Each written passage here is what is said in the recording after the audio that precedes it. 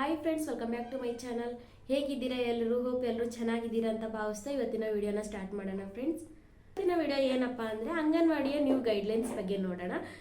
ಸುಮಾರು ಅಂಗನವಾಡಿ ಪೋಸ್ಟ್ ಖಾಲಿ ಇರಲಿ, ಭರ್ತಿಗೆ ಅಪ್ಲಿಕೇಶನ್ ಕೂಡ ಬಿಡ್ತಾರೆ. ಹಾಗೆ ಕಾಲ ಕಳೆದಂತೆ ಗೈಡ್ಲೈನ್ಸ್ ಕೂಡ ಚೇಂಜ್ ಆಗ್ತಾ ಹೋಗ್ತದೆ. ಇವಾಗ ಕೆಲವೊಂದು 2024ರಲ್ಲೆಲ್ಲ ಮಹತ್ವದ ಬದಲಾವಣೆ ತುಂಬಾ ಆಯಿತು. ಅದೇನೇನಂತ ನೋಡೋಣ. ಯಾರ್ಯಾರು ಅಂಗನವಾಡಿಗೆ ಅಪ್ಲಿಕೇಶನ್ನ ಹಾಕಿದ್ದೀರಾ, ಹಾಗೆ ಹಾಕಬೇಕು ಅಂತ ಕಾಯ್ತಾ ಯಾರ್ಯಾರು ಇದ್ದೀರಾ ಅವರಿಗೆಲ್ರಿಗೂ ತುಂಬಾ ಅನ್ವಯ ಆಗುತ್ತೆ ಈ ವಿಡಿಯೋ ಅಂತಲೇ ಹೇಳ್ಬೋದು. ಹಾಗೆ ಯಾರ್ಯಾರ ಹತ್ರ ಮೊಬೈಲ್ ಇದೆ ತಮ್ಮೆಲ್ಲರಿಗೂ ಒಂದು ಸಿಹಿ ಸುದ್ದಿ ಇದೆ ಅಂತಲೇ ಹೇಳ್ತೀನಿ. ವಿಡಿಯೋನ ಕೊನೆವರೆಗೂ ನೋಡಿ. ಇದೇ ವಿಡಿಯೋದಲ್ಲಿ ಆ ಸಿಹಿ ಸುದ್ದಿ ಏನು ಅಂತ ಕೂಡ ತಿಳಿಸ್ಕೊಡ್ತೀನಿ ಫ್ರೆಂಡ್ಸ್. ಮೊದಲನೇ ಬಾರಿ ಯಾರಾದರೂ ನಮ್ಮ ಚಾನಲ್ ನೋಡ್ತಿದ್ರೆ ದಯವಿಟ್ಟು ಸಬ್ಸ್ಕ್ರೈಬ್ ಮಾಡ್ಕೊಳ್ಳಿ ಫ್ರೆಂಡ್ಸ್. ಹಾಗೆ ಪಕ್ಕದಲ್ಲೇ ಕಾಣುವ ಬೆಲ್ ಐಕನ್ನ ಕ್ಲಿಕ್ ಮಾಡಿ ಆಲ್ ಅಂತ ಸೆಲೆಕ್ಟ್ ಮಾಡ್ಕೊಳ್ಳಿ. ಈಗಾಗಲೇ ಸಬ್ಸ್ಕ್ರೈಬ್ ಮಾಡ್ಕೊಂಡು ಯಾರು ನಮ್ಮ ಚಾನಲ್ ನೋಡ್ತಿದ್ರೆ ತಮ್ಮೆಲ್ಲರಿಗೂ thank you friends, thank you so much. ಅಂಗನವಾಡಿಯ ನ್ಯೂ ಗೈಡ್ಲೈನ್ಸ್ ಅಂತ ಹೇಳಿದ್ನಲ್ವ, ಅದಕ್ಕಿಂತ ಮೊದಲು ಮೊಬೈಲ್ ಯಾರ್ಯಾರ ಹತ್ರ ಇದೆ ಸಿಹಿ ಸುದ್ದಿ ಅನ್ನಲ್ವ, ಅದು ವಿಷಯನ ತಿಳಿಸ್ಬಿಡ್ತೀನಿ. ಈಗಾಗಲೇ ಆಲ್ಮೋಸ್ಟ್ ಎಲ್ರಿಗೂ ಗೊತ್ತಾಗಿರುತ್ತೆ, ಮೊಬೈಲ್ ರೀಚಾರ್ಜ್ ಪ್ಯಾಕ್ನ ಕಮ್ಮಿ ಮಾಡ್ತಾ ಇದ್ದಾರೆ. ಯಾಕಂದರೆ ಇವಾಗಿರೋ ಮೊಬೈಲ್ ರೀಚಾರ್ಜ್ ತುಂಬ, ನಾವು ಮೊಬೈಲ್ಗೆ ರೀಚಾರ್ಜ್ ಮಾಡಬೇಕಂದ್ರೆ ಸ್ಮಾರ್ಟ್ ಫೋನ್ ಆಗಲಿ, ಕೀಪ್ಯಾಡ್, ಬೇಸಿಕ್ ಸೆಟ್ ಆಗಿರಲಿ, ಎಲ್ಲದಕ್ಕೂ ಒಂದೇ ಥರ ಪ್ಯಾಕ್ ಇದೆ. ಯಾರ್ಯಾರಿಗೆ ನೆಟ್ ಅವಶ್ಯಕತೆನೇ ಇಲ್ವೋ, ಬರೀ ಔಟ್ ಗೋಯಿಂಗ್ ಇನ್ಕಮಿಂಗ್ ಅಷ್ಟೇ ಬೇಕಾದರೆ ಅವರಿಗೆ ಒಂದು ಸಪ್ರೇಟ್ ಪ್ಯಾಕ್ ಮಾಡಿ. ಯಾಕಂದರೆ ಇವಾಗ ಅಜ್ಜ ಅಜ್ಜಿಂದರು ಆ ಹಳ್ಳಿ ಕಡೆ ಎಲ್ಲ ಕೆಲವೊಬ್ಬರ ಹತ್ರ ಬೇಸಿಕ್ ಸೆಟ್ ಇರುತ್ತೆ, ಅವ್ರಿಗೆ ನೆಟ್ ಅವಶ್ಯಕತೆನೇ ಇರಲ್ಲ, ಬರೀ ಔಟ್ ಗೋಯಿಂಗ್ ಇನ್ಕಮಿಂಗ್ ಇದ್ದರೆ ಸಾಕು. ಆದರೂ ಅವರು ಕೂಡ 250 ಆ ಥರ ಎಲ್ಲ ಕೊಟ್ಟು ಅವ್ರು ರಿಚಾರ್ಜ್ ಮಾಡಬೇಕಾಗುತ್ತೆ. ಕೆಲವೊಬ್ಬರು ಮನೆಯಲ್ಲೆಲ್ಲ ನೆಟ್ ಪ್ಯಾಕ್ ಹಾಕ್ಸ್ಕೊಂಡಿರ್ತಾರೆ. ಅವ್ರಿಗೂ ಅಷ್ಟೇ ಔಟ್ ಗೋಯಿಂಗ್ ಇನ್ಕಮಿಂಗ್ ಇದ್ದರೆ ಸಾಕು, ನೆಟ್ಟಿನ ಅವಶ್ಯಕತೆನೇ ಇರಲ್ಲ. ಆದರೆ ಅವರು ಕೂಡ ಸ್ಮಾರ್ಟ್ ಫೋನ್ ಇದ್ದರೆ 350 ಏರ್ಟೆಲ್, ಅದು ಸಿಮ್ ಕಾರ್ಡ್ ಮೇಲೆ ಡಿಪೆಂಡ್ ಆಗುತ್ತೆ ಅಮೌಂಟ್ ಕೂಡ. ಇದೆಲ್ಲ ತುಂಬ ಒಂದು ಮನೇಲಿ 3-4 ಜನ ಇದ್ದರೆ 3-4 ಜನ ಹತ್ರನೂ ಮೊಬೈಲ್ ಇರುತ್ತೆ. ತಿಂಗಳ ಮೊಬೈಲ್ ರೀಚಾರ್ಜ್ಗೆ ಅಂತಲೇ ಇಷ್ಟು ಹಣ ಎತ್ತಿಡಬೇಕು ಅಂಥ ಪರಿಸ್ಥಿತಿ ಬಂದಿದೆ. ಹೀಗಾಗಿ ಯಾರಿಗೆ ನೆಟ್ ಅವಶ್ಯಕತೆ ಇಲ್ವೋ, ನೆಟ್ ಅವಶ್ಯಕತೆ ಯಾರಿಗಿದೆ, ಸ್ಮಾರ್ಟ್ ಫೋನ್ ಯಾರ ಹತ್ರ ಇದೆ, ಅವರಿಗೆಲ್ಲ ಇಷ್ಟು ದಿನ ಹೇಗಿತ್ತಲ್ವಾ ರೀಚಾರ್ಜು, ಅದೇ ಕಂಟಿನ್ಯೂ ಆಗುತ್ತೆ. ಬೇಸಿಕ್ ಸೆಟ್ ಯಾರ ಹತ್ರ ಇದೆ, ಕೀಪ್ಯಾಡ್ ಮೊಬೈಲ್ ಯಾರ ಹತ್ರ ಇದೆ, ಅವ್ರಿಗೆಲ್ಲ ಬರೀ ಔಟ್ ಗೋಯಿಂಗ್ ಇನ್ಕಮಿಂಗ್ ಅಷ್ಟೇ ಬೇಕಾಗುತ್ತಲ್ವ. ಅವರೇನು ನೆಟ್ ಪ್ಯಾಕ್ ಜೊತೆಗೆ ಔಟ್ ಗೋಯಿಂಗ್ ಇನ್ಕಮಿಂಗ್ ಎಲ್ಲ ಸೇರಿಸಿ ರೀಚಾರ್ಜ್ ಮಾಡ್ತಾ ಇದ್ರಲ್ವ, ಅದರ ಅವಶ್ಯಕತೆ ಇನ್ನು ಮುಂದೆ ಇರೋದಿಲ್ಲ. ಜಸ್ಟ್ ಅವ್ರಿಗೆ ಕಾಲ್ ಮಾಡೋಕ್ಕಷ್ಟೇ ರೀಚಾರ್ಜ್ ಬೇಕಿದ್ರೆ ಅವರಿಗೆ ಒಂದು ಸಪ್ರೇಟ್ ಪ್ಯಾಕ್ನ ಪ್ಲ್ಯಾನ್ ಮಾಡ್ತಾ ಇದ್ದಾರೆ ಫ್ರೆಂಡ್ಸ್. ಅವ್ರಿಗೊಂದು 80-100 ರೂಪಾಯಿ ಒಳಗಡೆ ಇರುತ್ತೆ ಅಂತಲೇ ಹೇಳ್ಬೋದು. ಇದೊಂದು ತುಂಬ ಒಳ್ಳೆ ಬೆಳವಣಿಗೆ ಅಂತಲೇ ಹೇಳ್ಬೋದು. ಇದೇ ತಿಂಗಳಲ್ಲಿ ಆಲ್ಮೋಸ್ಟ್ ಆದಷ್ಟು ಬೇಗ ಇದು ಜಾರಿಗೆ ಬರುತ್ತೆ ಅಂತಲೇ ಹೇಳ್ಬೋದು.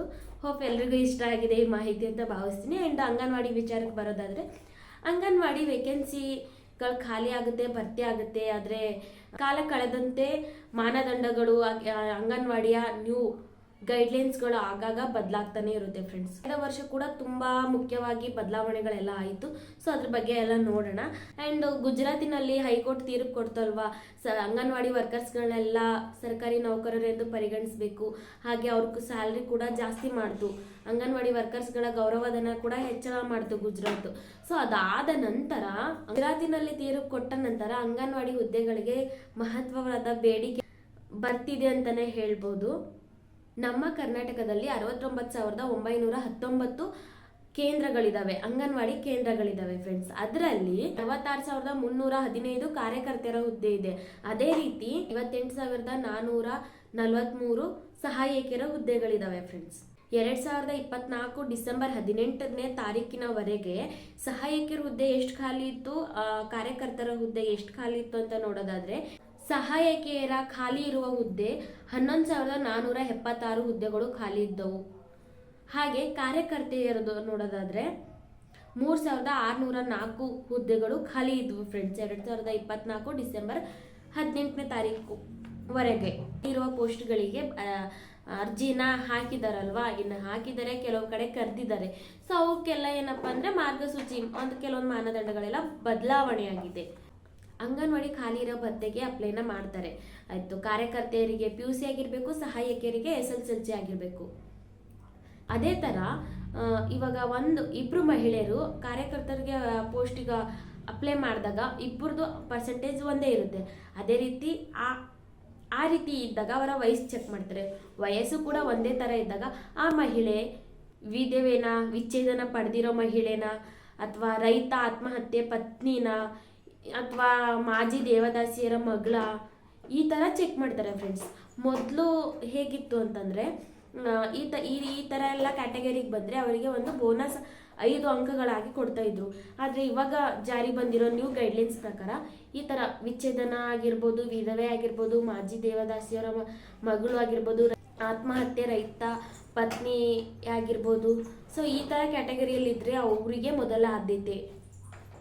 ಅಂಗನವಾಡಿ ಪೋಸ್ಟ್ಗಳಲ್ಲಿ ಅವರಿಗೆ ಮೊದಲನೇ ಆದ್ಯತೆ ಇದೆ ಫ್ರೆಂಡ್ಸ್. ಹೆಚ್ಚುವರಿ ಮಹತ್ವನ ಈ ಕ್ಯಾಟಗರಿಯವರಿಗೆ ಕೊಟ್ಟಿದ್ದಾರೆ. ಅದಾದಮೇಲೆ ಈ ಥರ ಪರ್ಸೆಂಟೇಜ್ ಚೆಕ್ ಮಾಡಿದ್ದಾರೆ, ಸೇಮ್ ಇದ್ದರೆ ವಯಸ್ಸು ಈ ಥರ ಚೆಕ್ ಮಾಡೋದು. ಒಂದು ವೇಳೆ ಅವ್ರು ಏನಾದರೂ ಆಯ್ಕೆ ಮಾಡೋಕ್ಕಿಂತ ಮೊದಲೇ ಇವರು ವಿಧವೆನ ವಿಚ್ಛೇದನ ಪಡೆದಿದ್ದವರ ಅಥವಾ ಈ ಥರ ಕ್ಯಾಟಗರಿ ಇದ್ದರು ಅಂದರೆ ಅವರಿಗೆ ಮೊದಲನೇ ಆದ್ಯತೆ ಅಂತ ಹೇಳ್ಬಿಟ್ಟು ತಿಳಿಸಿದ್ದಾರೆ. ಇದೇ ರೀತಿ ತುಂಬ ಅನೇಕ ಬದಲಾವಣೆಗಳೆಲ್ಲ ಆಗಿದೆ. ಹಾಗೆ ಅಂಗನವಾಡಿ ಪೋಸ್ಟ್ಗಳಿಗೆ ತುಂಬ ಜನ ಅಪ್ಲೈ ಮಾಡಿದ್ದೀರಾ, ರಿಸಲ್ಟ್ ಬಗ್ಗೆ ಕೂಡ ಕಾಯ್ತಾ ಇದ್ದೀರಾ. ಹಾಗೆ ಕೆಲವು ಜಿಲ್ಲೆಗೆ ಬಿಟ್ಟಿದ್ದಾರೆ, ಇನ್ನು ಕೆಲವು ಜಿಲ್ಲೆಗೆ ಬಿಟ್ಟಿಲ್ಲ. ಇನ್ನು ಅಂಗನವಾಡಿ ಜಾಬ್ಗೋಸ್ಕರ ಯಾರ್ಯಾರು ಕಾಯ್ತಾ ಇದ್ದೀರಾ, ಪ್ರತಿಯೊಂದು ಗೈಡ್ಲೈನ್ಸ್ ಆಗಲಿ ಯಾವಾಗ ಬಿಡ್ತಾರೆ ಎಲ್ಲ ತಿಳ್ಕೊಂಡು ಅಪ್ಲೈನ ಮಾಡಿ. ಬದಲಾವಣೆ ಏನಪ್ಪ ಆಗಬೇಕು ಅಂದರೆ ಇವಾಗ ಪ್ರೆಸೆಂಟ್ ಕೆಲಸ ಮಾಡ್ತಾ ಇರೋ ಅಂಗನವಾಡಿ ವರ್ಕರ್ಸ್ಗಳಿಗೆಲ್ಲ ಸರ್ಕಾರಿ ನೌಕರರನ್ನು ಪರಿಗಣಿಸಬೇಕು. ಅದೇ ರೀತಿ ಅವರ ಗೌರವಧನನೇ ಹೆಚ್ಚಳ ಮಾಡಬೇಕು. ಇದು ಒಂದು ಮುಖ್ಯ ಬೇಡಿಕೆ ಆಗಿದೆ. ಹಾಗೆ ಪ್ರತಿಭಟನೆ ಎಲ್ಲಾನು ನಡೀತಾ ಇದೆ. ಆದಷ್ಟು ಬೇಗ ಮಾಡ್ತೀವಿ ಅಂತ ನಮ್ಮ ಸರ್ಕಾರ ಭರವಸೆಯನ್ನು ಕೊಟ್ಟಿದೆ. ಆದಷ್ಟು ಬೇಗ ಮಾಡಲಿ ಅನ್ನೋದೇ ನಮ್ಮೆಲ್ಲರ ಆಸೆಯ. ವಿಡಿಯೋನ ಕೊನೆವರೆಗೂ ನೋಡಿಗೆ ತಮ್ಮೆಲ್ಲರಿಗೂ thank you so much friends. ಹಾಗೆ ಇನ್ನೂ ಯಾರ್ಯಾರು ಸಬ್ಸ್ಕ್ರೈಬ್ ಮಾಡ್ಕೊಂಡಿಲ್ಲ ಬೇಗ ಮಾಡ್ಕೊಳ್ಳಿ. ತಮ್ಗೆಲ್ಲರಿಗೂ ಮಾಹಿತಿ ಸ್ವಲ್ಪನಾದರೂ ಉಪಯುಕ್ತ ಅನಿಸಿದರೆ ದಯವಿಟ್ಟು ಕಮೆಂಟ್ ಹಾಗೆ ಲೈಕ್ ಕೊಡೋದನ್ನು ಮರಿಬೇಡಿ. Thank you friends.